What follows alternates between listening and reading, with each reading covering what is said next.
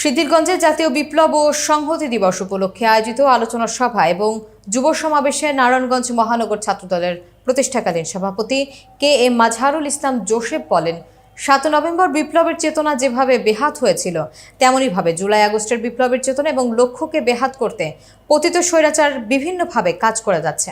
আমাদের ঐক্যবদ্ধ থাকতে হবে। বিস্তারিত দেখুন সাদ্দাম হোসেন মুন্নার প্রতিবেদনে।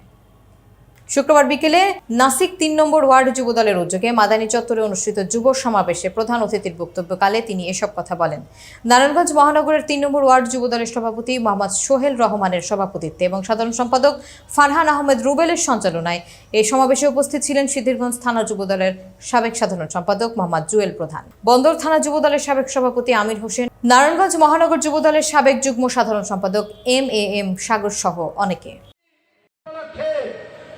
আসসালামু আলাইকুম। 2009 সালে আবারও ষড়যন্ত্রের মাধ্যমে আবার সেই গণতন্ত্রকে হত্যা করা হয়।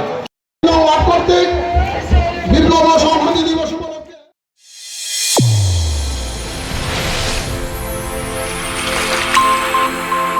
চ্যানেল A1 হৃদয় রেসপন্স।